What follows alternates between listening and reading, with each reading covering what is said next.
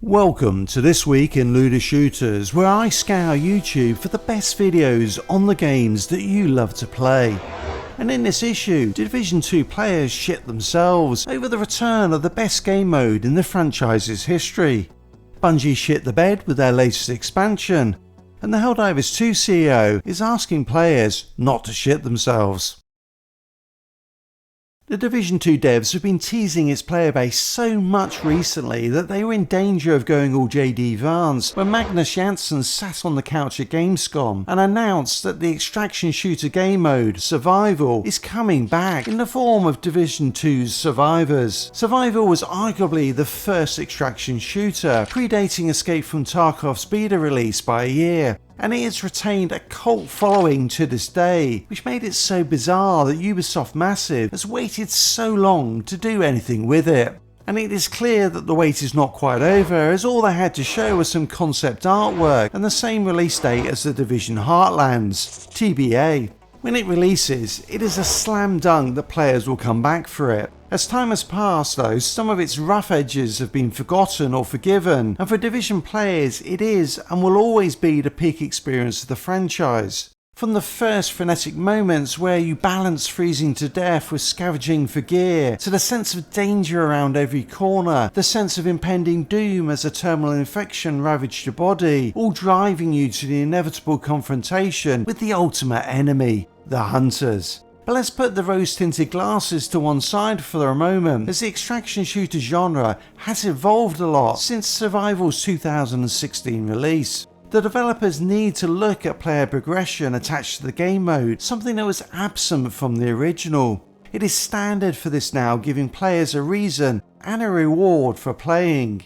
Survival also had static loot locations, which meant that experienced players could always get stronger gear first, making PvP unfair for newer players. And let's be honest, Ubisoft abandoned PvP in the Division 2, and the PvP developers Red Storm moved off to work on the Division Heartland. Yes, this isn't the first time that they've tried to create a new PvP game mode in the Division 2 era, so why do I think that this one will make it to release? Well, Magnus Jansen has a damn good pedigree, having been the creative director on the original Division 1 game, and on the classic, and arguably the best in the series, Far Cry 3. The development team on Survivors will be separate from the Division 2 team, and I think that this is a good thing. I actually think they should consider making this available as a standalone game mode. People will want to play this, but they might not if they have to go through the Division 2 game to get there. The other thing is that Massive are resurrecting the ETF,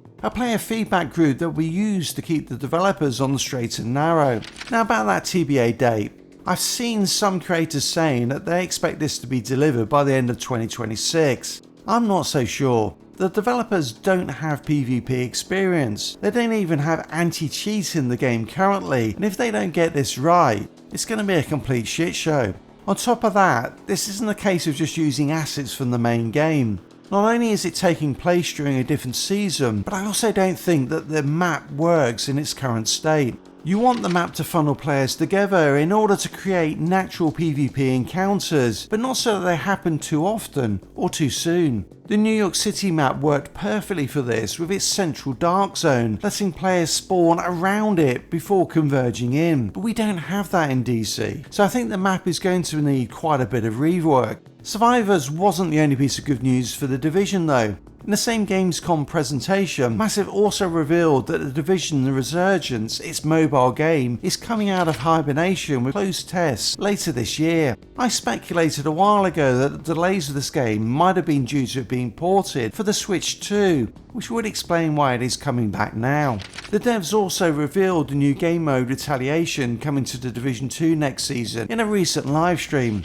I've already spoken at some length about what I think about this game mode, but to sum it up, I think it's good for new or very casual players, but will be of little interest to veteran players. I also wanted to flag the two items on the franchise roadmap in 2026.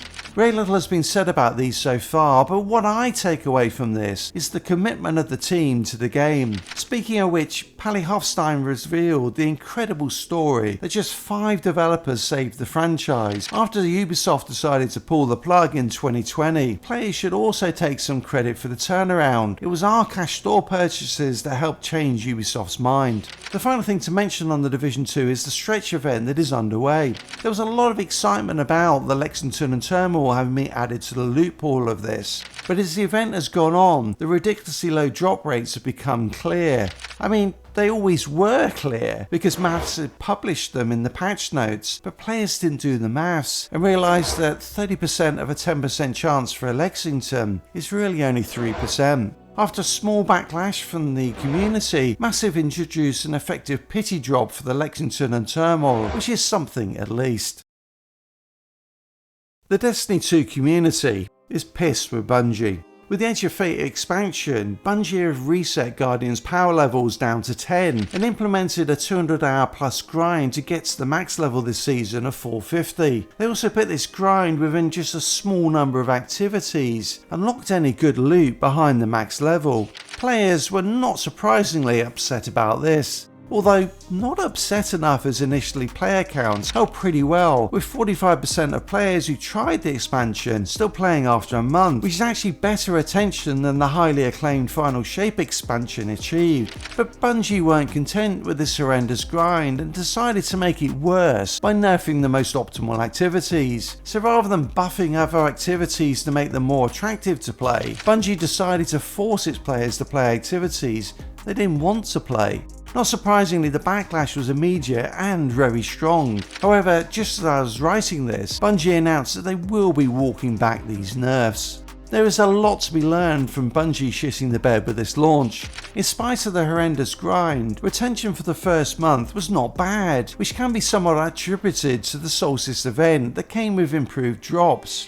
And what it says to me is that players are okay with a grind, and even look for one as long as it is feasible for all players, and most importantly, they feel rewarded right from the start. Whether Bungie will get this right in future seasons though, when Guardian power will be reset back down to 200, is still up in the air.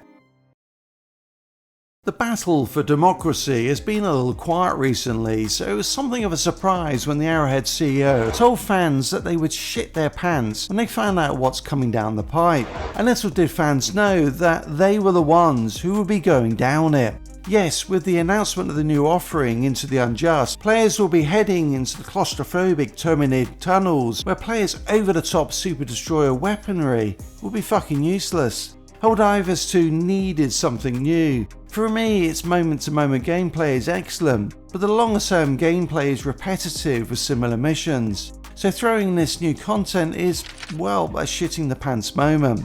With player counts topping 500,000 with the launch of the game on Xbox, a Halo-inspired crossover event, and into the Unjust, it really is time to crack out the adult diapers. With the new influx of players into the game, it should come as no surprise. There are a lot of guides released this week. Guides for new beginners, best stratagems, which warbonds to get first, which gear to use, and of course, the secrets the game doesn't tell you.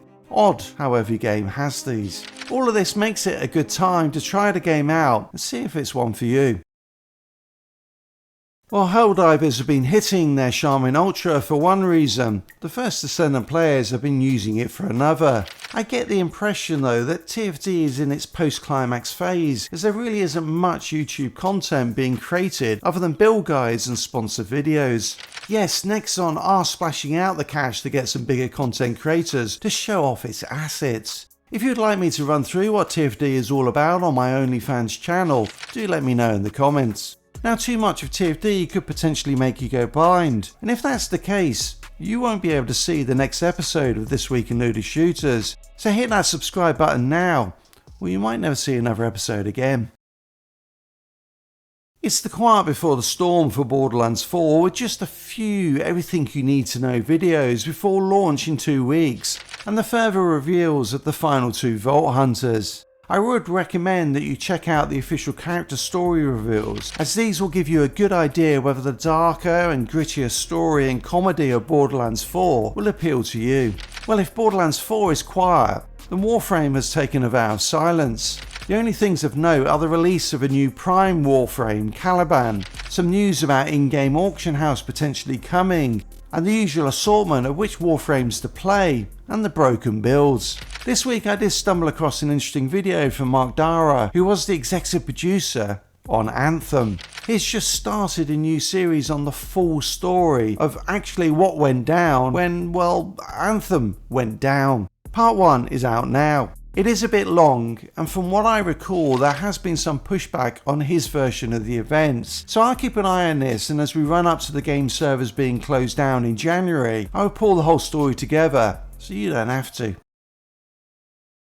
This week I've been delving into Remnant from the Ashes, which was the first game of the From the Ashes trilogy. Yes, you might not be aware that Remnant 2 isn't the only other game in the series. If you have played the more popular Remnant 2, you will know what Remnant from the Ashes is all about. It's a third-person looter shooter with Souls-like boss fights. The looter shooter aspects are less about collecting lots of procedurally generated weapons and more about defeating the right bosses to get the best weapons and skills, and then farming for materials to level these up in power. If you've played Remnant 2 and liked it, you will like this game. It is smaller and more limited in its scale, featuring fewer branches of the story, procedurally generated zones, puzzles and gear, but what is there is very well done. The boss fights in particular were great. I really enjoyed working out these fights and eventually mastering them with the right strategy. Thanks for watching, and I'll see you all soon in the next episode.